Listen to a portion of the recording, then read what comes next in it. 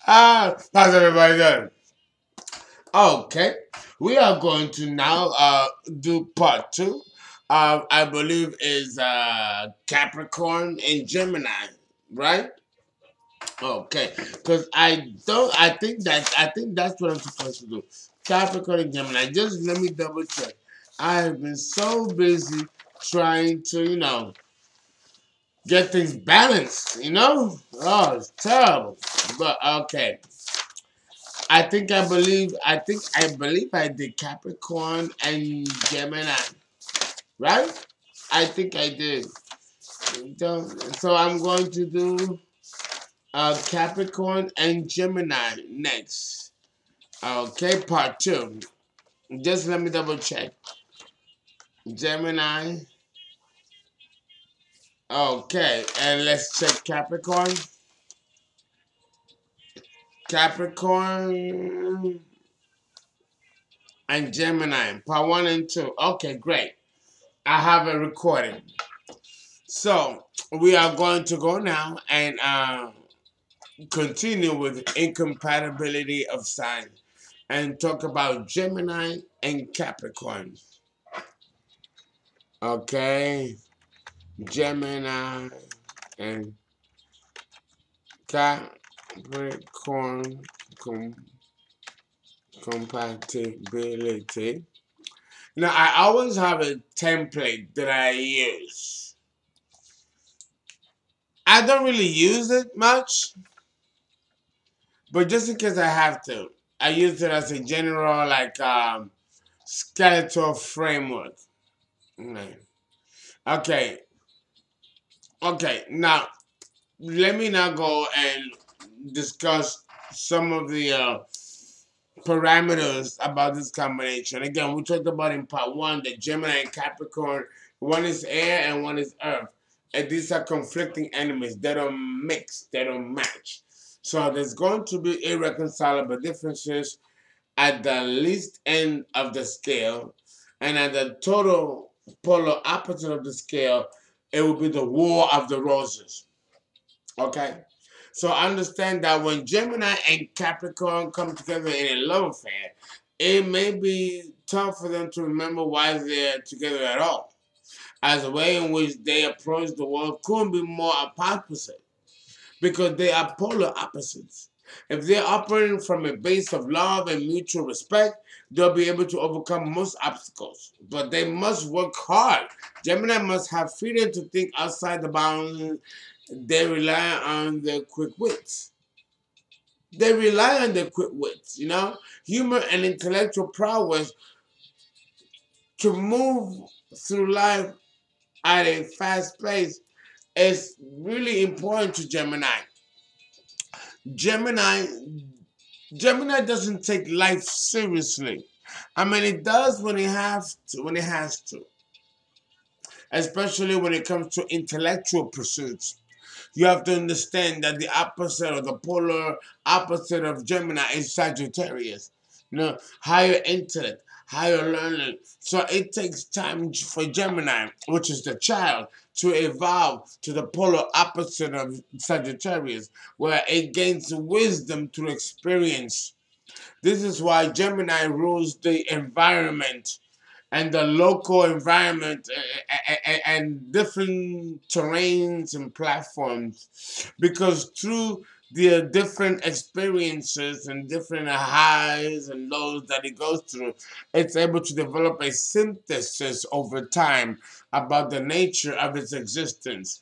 Gemini, like Sagittarius, needs to go through all kinds of empirical and mundane experiences that defines the human condition for all of us in the 12 signs of the zodiac.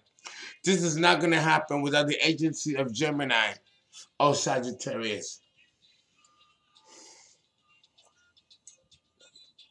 It is a mutable cross, an immutable polarity. And there's a reason why it's a mutable polarity, because you need that in order to be able to amass a field bed of experiences, which is not going to happen among fixed signs. It's not going to happen among fixed signs. The only way it's going to happen is through the mutuality of the different varieties of life experiences. And this is awarded by the mutable signs: Gemini, Pisces, Virgo, and Sagittarius. So when we're dealing with a mutable polarity axis as Gemini and Sagittarius, we have to put that into account. Now, why am I talking about Gemini and Sagittarius? Because this is about Gemini and Capricorn. But you have to understand that in order to understand Gemini, you need to grasp the opposite polarity, which is Sagittarius. And for you to understand Sagittarius and understand the restlessness of Sagittarius, you need to look to the opposite polarity of Sagittarius, which is Gemini, which is constant, unchangeable, and doesn't rest. This is the underlying fabric or bedrock of the restlessness of Sagittarius. It comes from the opposite polarity of Gemini. The same thing with Gemini. Gemini is philosophical and very intellectual, and you can have great conversations with Gemini. Understand that they're pulling from the opposite polarity of Sagittarius, which is much higher than Gemini, and it's a 3. Gemini is a 3. Sagittarius is a 9.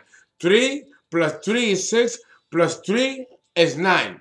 So the level of consciousness and evolution with Gemini occurs exponentially. Now, let's talk about cardinal Earth, the Earth King and the Earth Queen, Capricorn. Cardinal Earth. Here we have the ruler, Saturn, Satan, Satan, the one that creates all kinds of hell on earth, but also heaven on earth when the rewards are met and when you meet the challenges of life and you transcend the obstacles that life presents to you. Then Saturn becomes the saint and gives you the rewards. But it's not going to happen without a certain amount of trial and obstacles and pain. Don't let me preach now. So, in that respect, let's jump right in and talk about cardinality of Capricorn and the mutuality of Gemini, as it is translated in the interpersonal human relationships between a couple. Okay? Understand that, and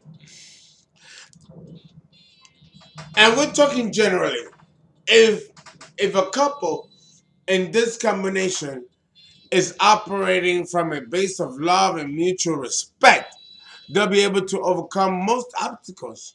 But they must work hard. Gemini must have freedom to think outside the bounds or outside the box. They rely on their quick wits. Capricorn is the devil. It's ruthless. It has a certain parameter and a certain ideology, and it doesn't wait from it. Fuck that shit. Let Capricorn be Capricorn. Let the devil be the devil. If you're going to be with this type of person, man or woman, you have to come into the relation with a certain constitution and a certain level of self-worth and self-esteem and self-value that will unshake you. Because if there's any doubt about your own worth, Capricorn, the devil, and Scorpio will tear at it at pieces and destroy you in the process. So if you're going to be with these contender signs like Scorpio and Capricorn and Aries, and to a certain degree, Libra, you have to know who you are coming in.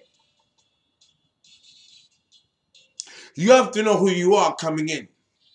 Okay? No exceptions. Otherwise, you will be devoured. You will be devoured. Oh, yeah, you will. You will. So, be sure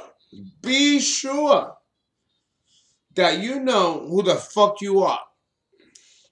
And be ready to fight if you have to. Be ready to fight. Okay?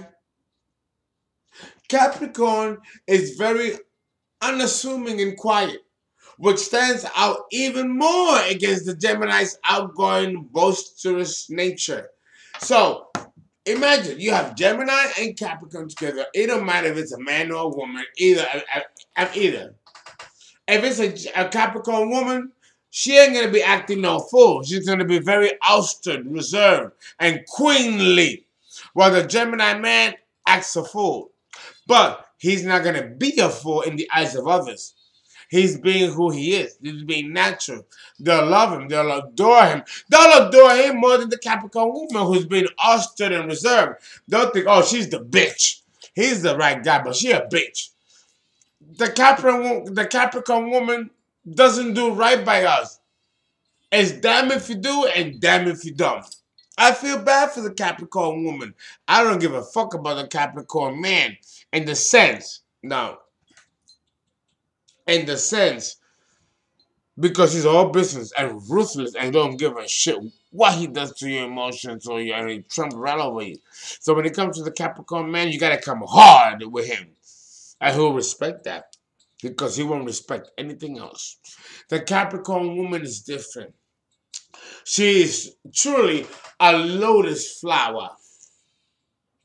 You have to know how to treat this woman. Go to my videos on the Capricorn man and the Capricorn woman, but more so the Capricorn woman. She is a jewel, a gem. But you have to understand her. And if you don't take the time to understand her, you're fucked.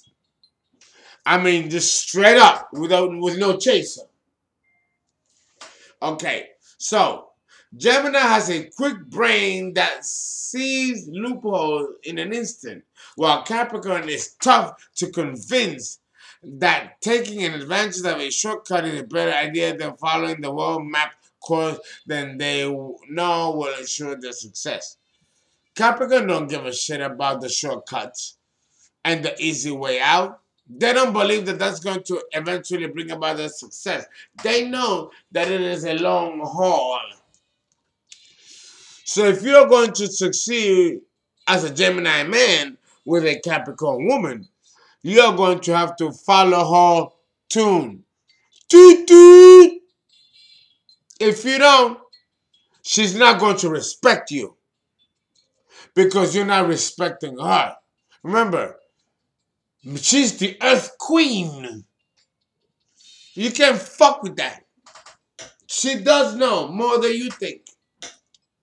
And if you don't go or follow her advice, you're a fool. A fool. I want nothing to do with you. And neither will anybody else. Because if you defy the Earth Queen, you're going to lose all kinds of leverage. And eventually end up being a nobody. So understand that Gemini has a quick brain and a brain that needs to be cultivated. And Capricorn is tough. Okay?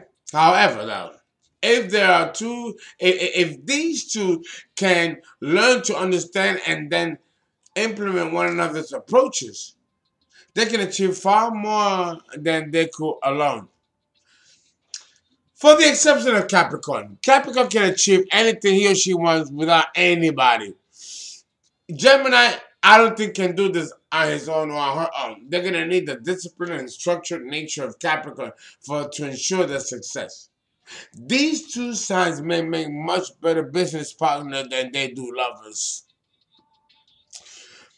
Oh, and that itself is like another video. Another 25, maybe an hour, 2 hours video just on that alone. Okay? Gemini is ruled by the planet Mercury. Like me, I'm a Virgo. And I'm ruled by Mercury. So Mercury and Virgo, you know, we're brothers and sisters. We're ruled by Mercury, the planet of communication. But Capricorn is ruled by the planet Saturn. These planetary influences can oppose one another. An opposition or a cardinal square. No? Which means, It means so many things, especially if you're below age 30. If you're in your prime, it means something else. And then there's the transmutation process of making things work through the art of communication and collaboration and fair exchange. Here's the thing. Capricorn can be a motherfucker or a bitch when it comes to that, because Capricorn is going to do what they want to do. And they function under self-preservation principle. Gemini is more carefree, more blah blah blah blah. You know, Gemini is young in the evolutionary scheme of things. It's number 3. Capricorn is number 10. So Gemini has a lot more to learn and a lot more to reach and ascribe to. Whereas Capricorn has reached the epitome of success on every social strata of the human condition. The next step after Capricorn is to surrender and begin the journey back to God. Pisces, and surrender.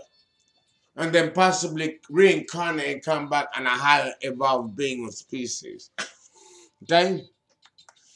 So, Gemini is interested in the moment, the immediacy of the moment, whilst Capricorn is interested in the long arc, success, financial security, and happiness, which Capricorn knows requires hard work and sacrifice and pain. This is not something that Gemini accepts or even respects.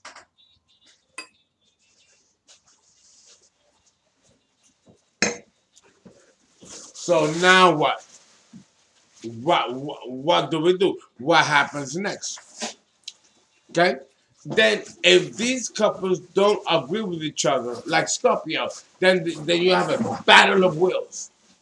And who's going to win? Capricorn is going to win, being the cardinal sign. If it was Gemini and Scorpio, Scorpio will win.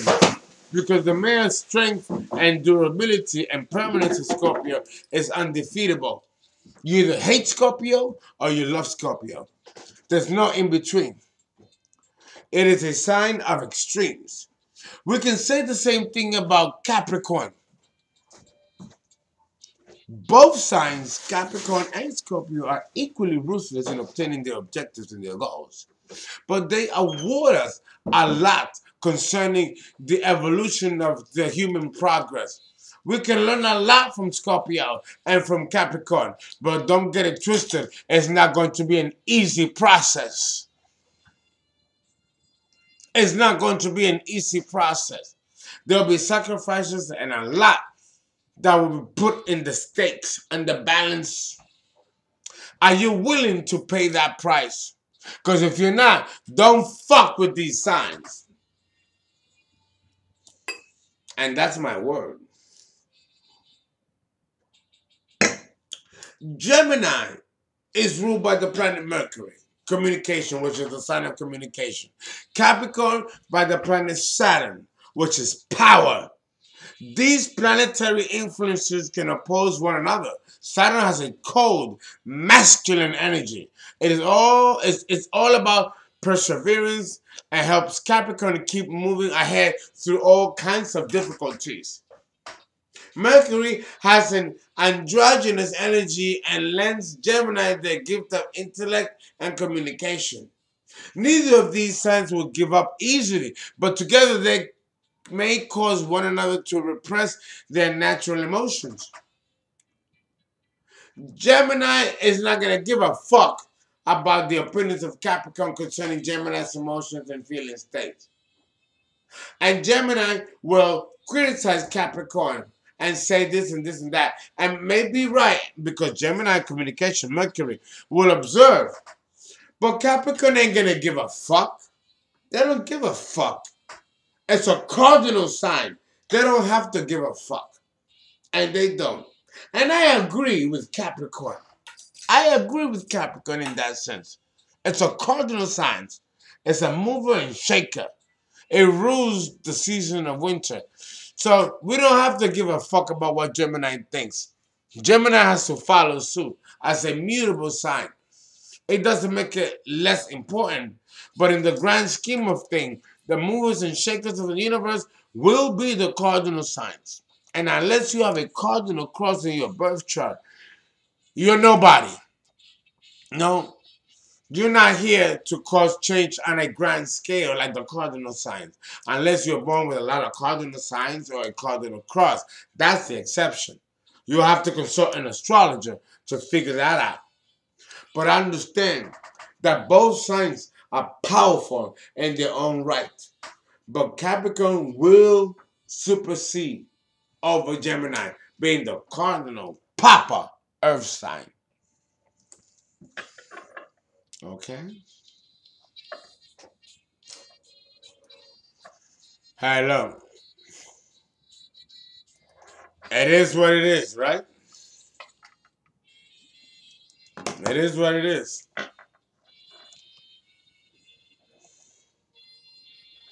Okay. Now, let's go a step further. Gemini is an air sign and Capricorn is an earth sign. Capricorn is practical, steady, and efficient. They see no need to take risks if they aren't guaranteed a payoff. Gemini, on the other hand, is theoretical and analytical. They are all about risk-taking and following wherever their inventive ideas may lead.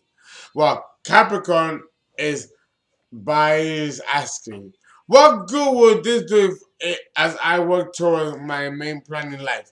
Gemini simply moves with the flow, according to no plan setting plan. That works for Gemini, not for Capricorn. Capricorn needs a plan and needs to act strategically. Gemini is not like that. In business or in its interpersonal relationship with people. And this is the problem between Capricorn and Gemini. It becomes a clash of values and ethics. So then you wonder, which one is right? Which one do you go with? Well, I'm going to go with Capricorn. The cardinal sign, Earth, Papa, right? The devil. I'm going to go with Capricorn. Gemini being the fool, because Gemini can act the fool. It's number 3 in the zodiac. It's young. It will defy Capricorn, only to fucking be burned in the end. You cannot defeat Capricorn. You cannot fight Capricorn. Capricorn is the devil. Capricorn is the basis of everything that we stand for. It is a sign of initiation. It is in Capricorn that we begin to contemplate our own death and life. We cannot beat that. And Gemini will try. Gemini will try. It will lose. And it will lose. But it's a great battle. Air and earth. No. They're both contenders. I gotta give him. I ain't mad. It makes life interesting, exciting, and fascinating. With these two, it could be heaven or hell on earth. It depends on on the choices and what you want to do. Okay? Now, when you're dealing with the Capricorn woman and the Gemini man, who's the boss? Who's the boss? Well, the boss clearly will be Capricorn. Capricorn woman over the Gemini man. Because the Gemini man is unpredictable, untamable. And he makes no apologies for the indiscretions that he causes. And the destructiveness and damages that he causes along the way. The Gemini woman is not like that. Thank God. Thank God. But the Gemini man is a fucking hot mess. And he makes no apologies about it. He loves being who he is. Listen, I ain't mad at him. I like Geminis. I have fun with Gemini, both the men and the women. They're a lot of fun. A lot of fun. But relationships, well, you decide. And we're done with this combination.